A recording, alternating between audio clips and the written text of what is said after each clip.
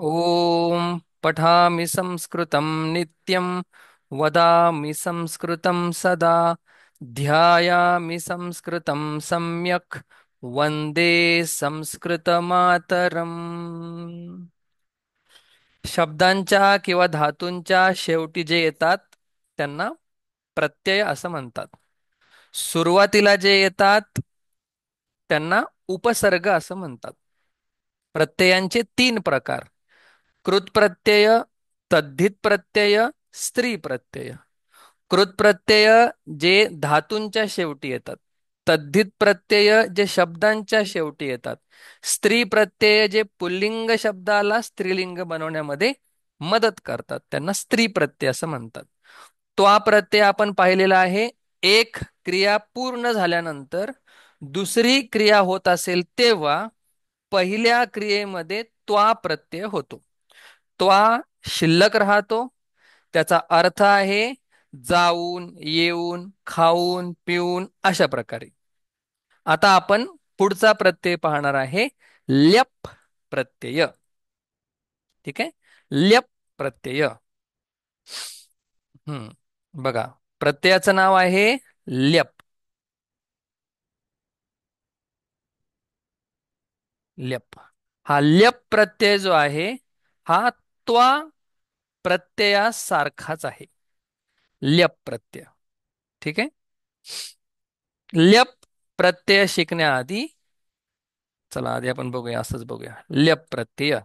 मग आपण कुठलाही प्रत्यय शिकायच्या आधी काय विचार करतो? तीन प्रश्नांची उत्तर. एक म्हणजे काय शिल्लक राहतं. ल्यप प्रत्ययापैकी य शिल्लक राहतो. अगदी ओळखायला सोपा. ज्या ठिकाणी य असेल शेवटी तो ल्यप प्रत्यय आहे. ठीक आहे. अर्थ काय होतो? जो अर्थ त्वा प्रत्ययाचा होतो तोच अर्थ ल्यप प्रत्ययाचा सुद्धा होतो. आणि प्रत्येक पाठामध्ये एक तरी दोन तरी ल्यप प्रत्यय असतात, म्हणून हे समजून घेणं फार महत्वाचं आहे. ठीक आहे. काय शिल्लक राहतं? य. त्याचा अर्थ काय आहे? एक क्रिया पूर्ण झाल्यानंतर दुसरी क्रिया होत असेल तर पहिल्या क्रियेमध्ये ल्यप प्रत्यय होतो, त्वा प्रत्ययासारखा. वापर काय? A1 A2 आपण आधी बघितलेलं आहे, अगदी सोपं. ठीक आहे. मग आता दोन ह्याच्यामध्ये फरक काय आहे तो आपल्याला शिकायचा आहे. ठीक आहे. तर आपण काय शिल्लक राहतं? य शिल्लक राहतं बघितलं. अर्थ काय आहे? जो त्वा प्रत्ययाचा अर्थ आहे तोच ल्यप प्रत्ययाचा अर्थ आहे.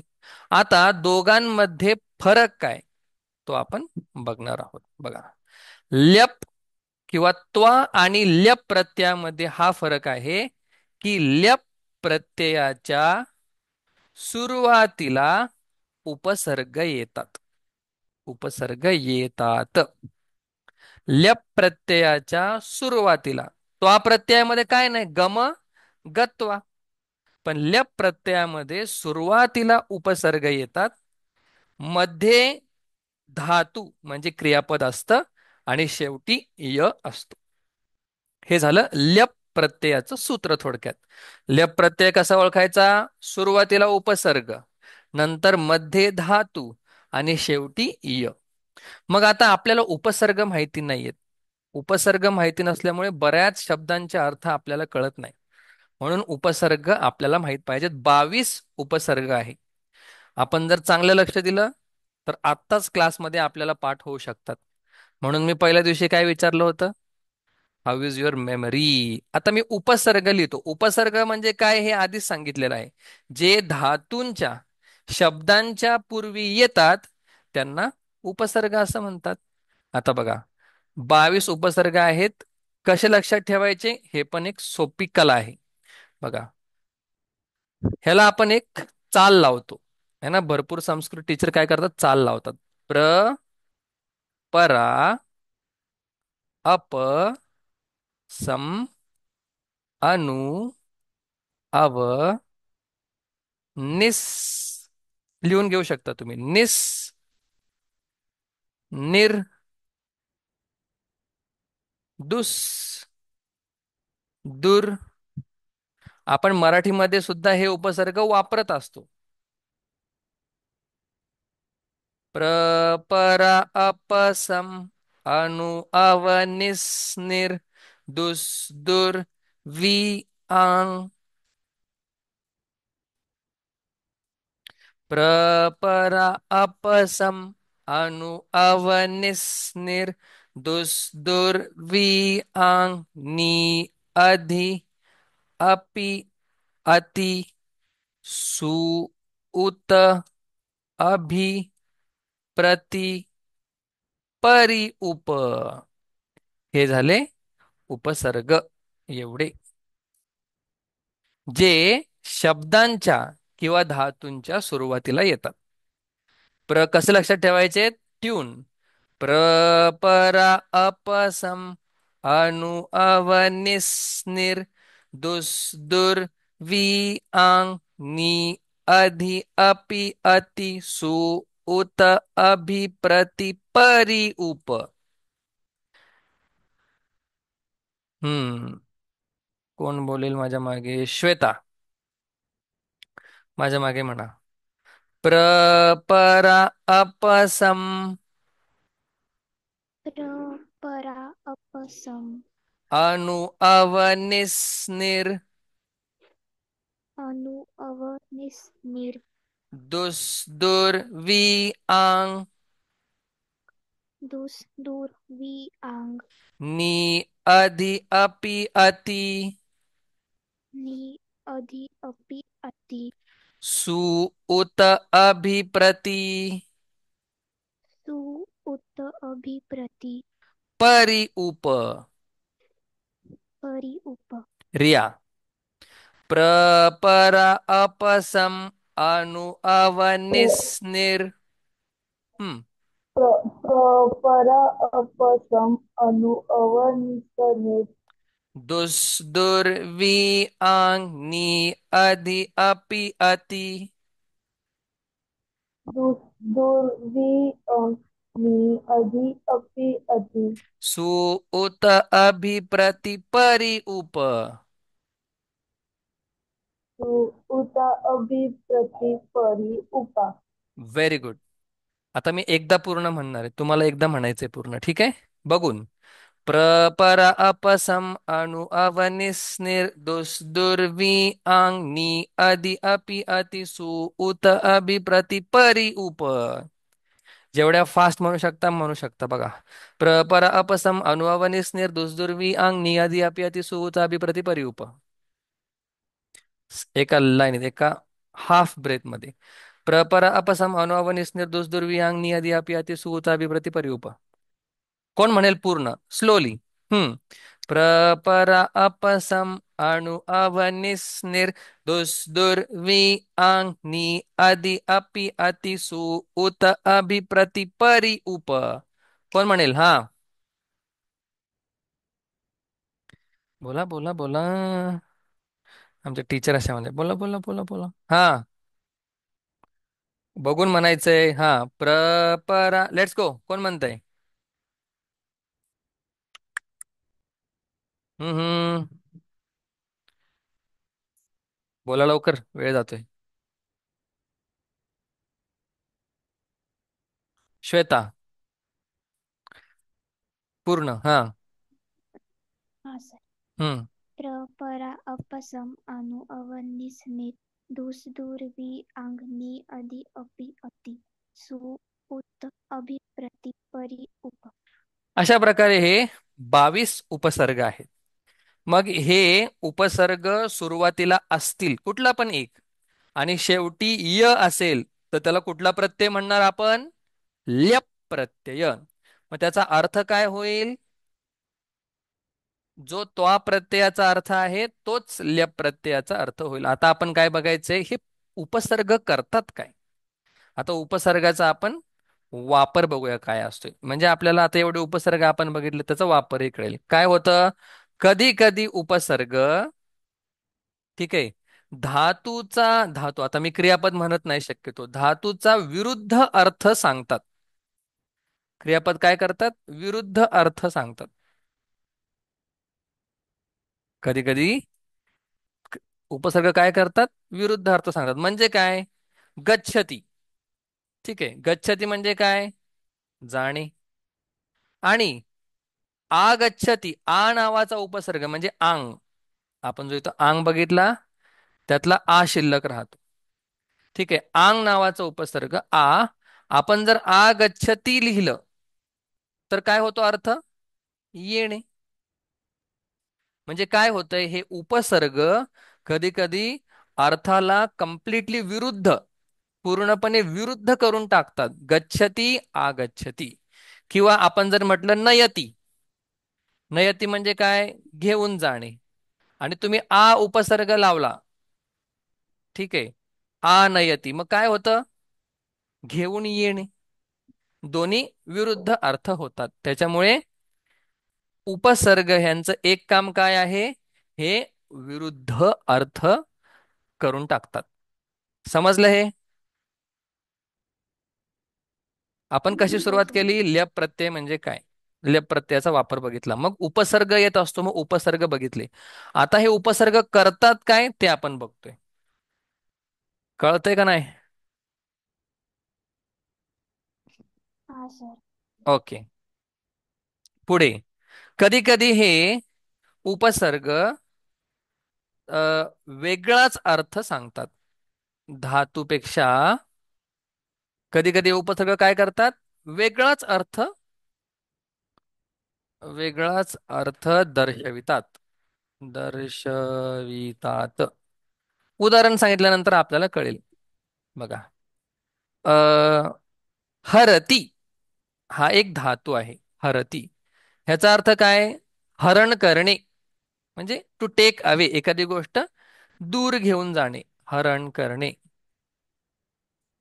ठीक आहे. आणि याला जर आपण प्र उपसर्ग लावला, प्रहरती, अर्थ वेगळाच होऊन जातो. आता विरुद्ध अर्थ नाही होत, वेगळाच अर्थ होऊन जातो. ह्याचा अर्थ होतो मारणे. म्हणून आपण प्रहार शब्द बघा, प्रहार, प्रहार हा प्रहरतीपासूनच बनलेला आहे. बघा, मग कधी कधी उपसर्ग विरुद्ध अर्थ करतात. गच्छती आगच्छती, नयती आनयती. कधी कधी उपसर्ग काय करतात? वेगळाच अर्थ आपल्याला सांगतात. आणि तिसरा, हे उपसर्ग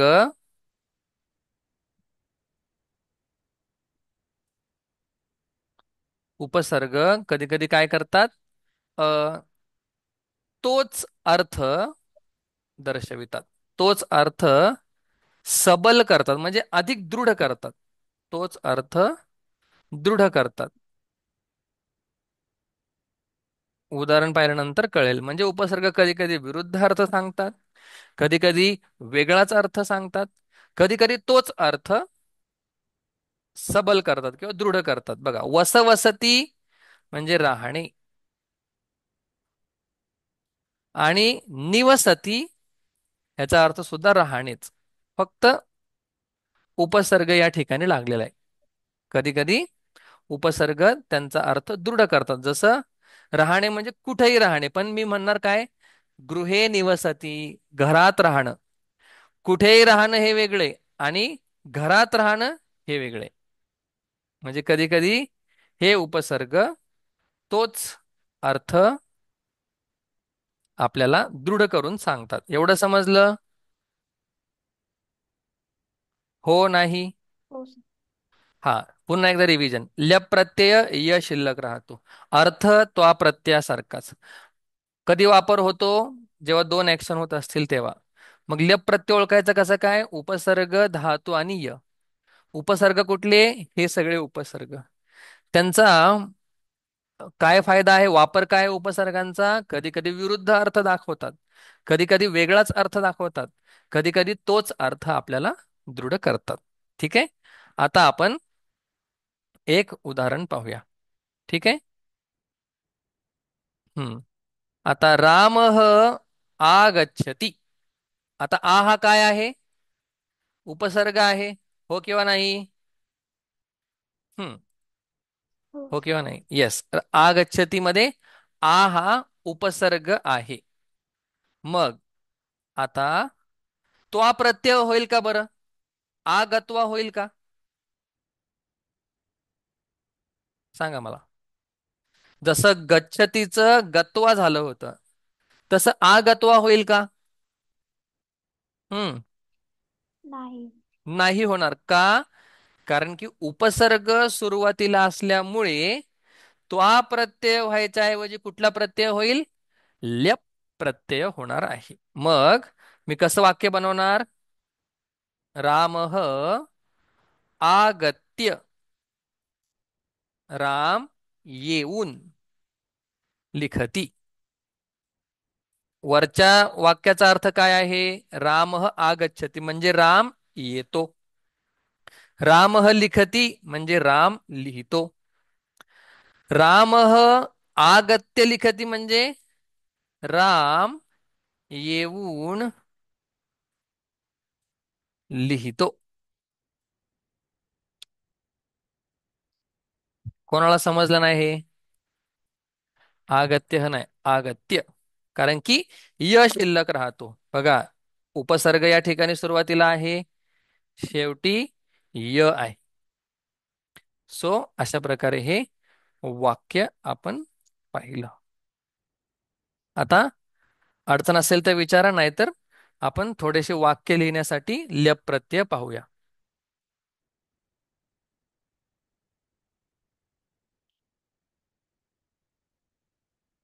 आहेत ना सगळे जिवंत?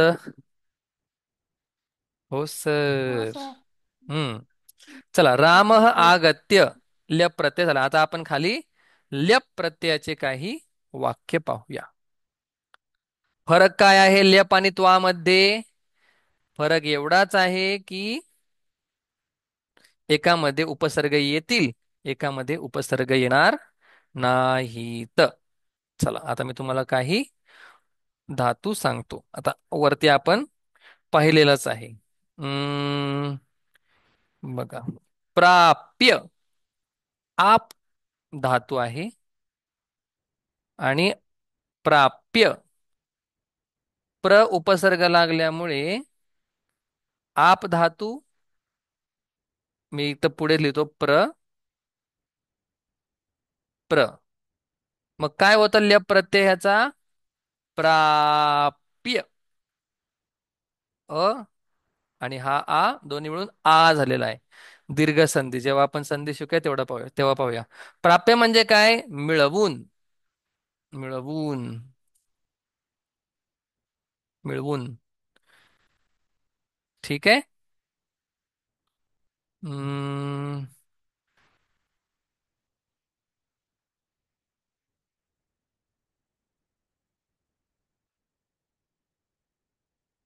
ठीक आहे. प्राप्य पुढे. चला, त्याचा अर्थ मिळवून आपण पाहिलेला आहे. पुढे अ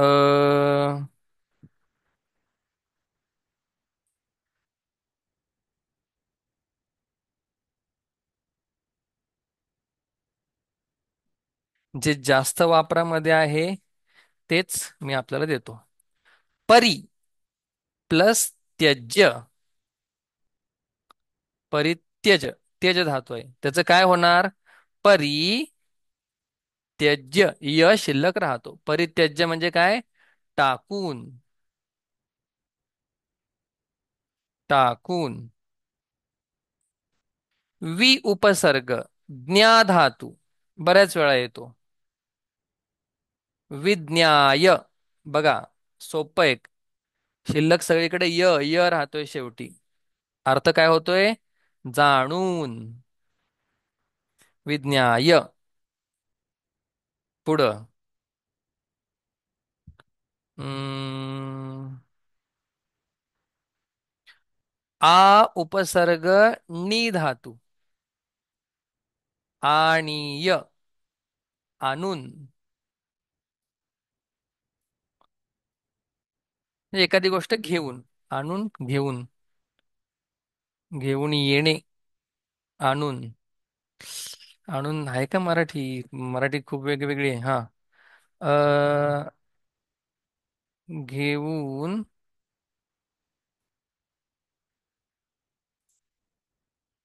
घेऊन येऊन. अयो, आणि आणूनच बरोबर आहे, पण ही शुद्ध मराठी नाही एकदम. ठीक आहे. आणून. वडील किंवा बाबा खेळणं आणून मुलाला खुश करतात. आणून. हम्म. पुढे अं,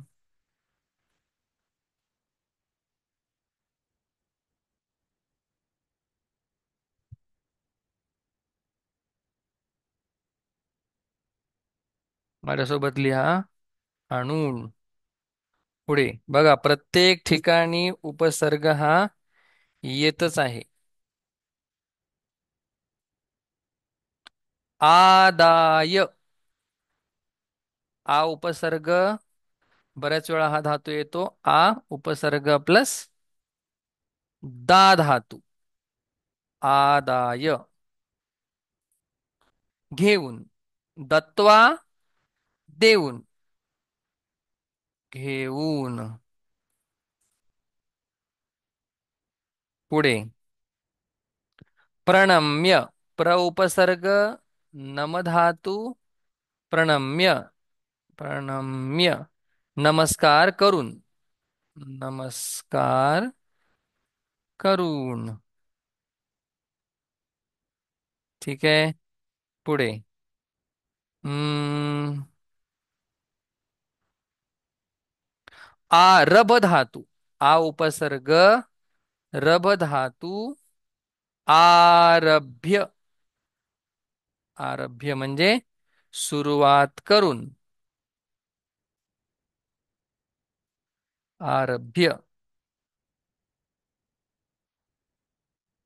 हम्म तर सुरुवातीला उपसर्ग असणार आहे, शेवटी य असेल, त्याला ल्यप प्रत्यय असं म्हणतात. प्र प्लस विष. विष म्हणजे काय? प्रवेश करणे. सप्रविश्य. प्रविश्य म्हणजे काय? प्रवेश करून. तुम्हाला एक एक वाक्य लिहायचंय प्रत्येकाचं. प्रवेश करून.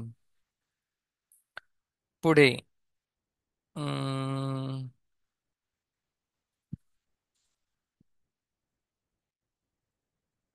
विस्मृत्य. वि उपसर्ग स्मृ धातू.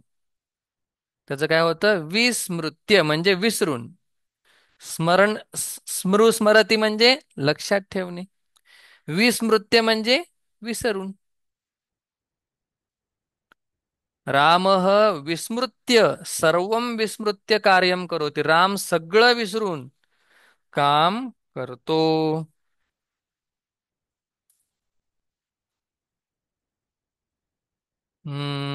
उप प्लस दिश धातू.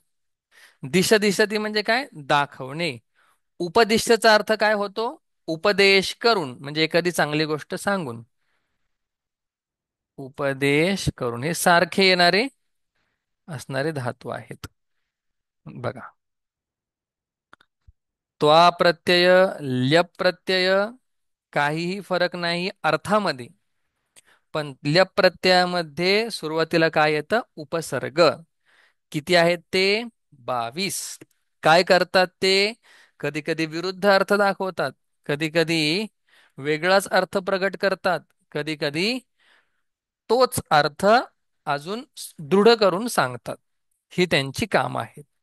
मग ल्यप प्रत्यय कसा ओळखायचा? उपसर्ग सुरुवातीला, मध्ये धातू आणि शेवटी य.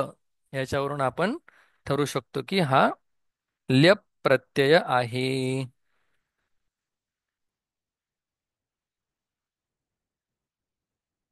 आता प्रत्येक पाठामध्ये एक तर आलेलाच असणार आहे. ठीक आहे. हा, याच्यामध्ये काय कळालेलं नाही?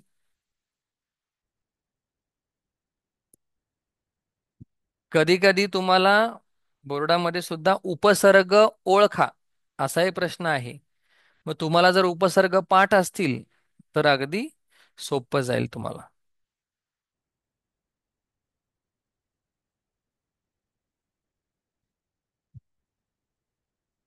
हम्म चला, पुन्हा एकदा मी सगळे उपसर्ग वाचतो. ल्यप प्रत्यय वाचतो. प्राप्त. प्राप्य मिळवून. आपण असं म्हणू शकतो, रामः धनम प्राप्य गृहम आगच्छति. रामाने काय केलं? धन मिळवून घरी आला. सीता वनम परित्यज्य अयोध्याम आगच्छति. सीता काय करते? वनाला टाकते, म्हणजे वन सोडते आणि घरी येते. अर्जुन, अर्जुन गीता जाणून मुक्त होतो. अर्जुन गीताम विज्ञाय विमुच्यती. विज्ञाय प्रत्येकाचं एक एक वाक्य बनवतोय, लक्षात घ्या. आनीय म्हणजे आणून. पिता चाकलेहम आनीय बालकम ददाती. वडील मुलासाठी किंवा मुलास चॉकलेट आणून देतात. चॉकलेट आणायची एक क्रिया आणि दुसरी क्रिया देण्याची. आदाय घेऊन. शिक्षक ज्ञानम आदाय ज्ञानम ददाती. शिक्षक ज्ञान घेऊन ज्ञान देतात. आधी घेतात ते आणि मग देतात. प्रणम्य आदि शंकराचार्य गुरुं प्रणम्य काशीम गच्छति. शंकराचार्यजी गुरुला नमस्कार करून काशीला जातात. ठीक आहे. कृष्ण युद्धम आरभ्य. कृष्ण युद्धाची सुरुवात करून अर्जुनम उपदिशती. अर्जुनाला उपदेश करतात. म्हणजे युद्धाची सुरुवात करतात एक क्रिया आणि त्याच्यानंतर उपदेश करतात ही दुसरी क्रिया. प्रविश्य रावण अयोध्याम प्रविश्य रामम नमती. रावण अयोध्यामध्ये प्रवेश करून रामाला नमस्कार करतो. कुंती कुंती दुःखम विस्मृत्य हरिम भजती. कुंती दुःखाला विसरून हरीचं भजन करते. वसिष्ठ रामम उपदिश्य भरतम उपदिशती. म्हणजे वसिष्ठ ऋषी रामाला उपदेश करून भरतास उपदेश करतात. अशा प्रकारे मला जसे सुचतील तसे मी या ठिकाणी वाक्य सांगितलेले आहेत. 10 वाक्य तुम्हाला बनवायचे आहेत. काही अडचण याच्यामध्ये? Please ask. उपसर्गांचे ठराविक अर्थ नाहीत. मग त्याचे अर्थ आपल्याला कसे समजतील? आपल्याला पुस्तकच प्रमाण आहे की पुस्तकात सांगितलं असेल प्रणम्य म्हणजे नमस्कार करून प्रणम्य, आरभ्य सुरुवात करून असाच अर्थ आपल्याला घ्यावा लागणार आहे. हा, काही शंका असेल विचारा. आपण पुढचा अजून एक प्रत्यय शिकणार आहोत.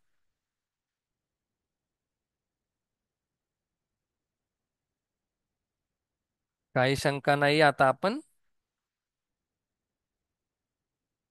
वाक्य बनवूया.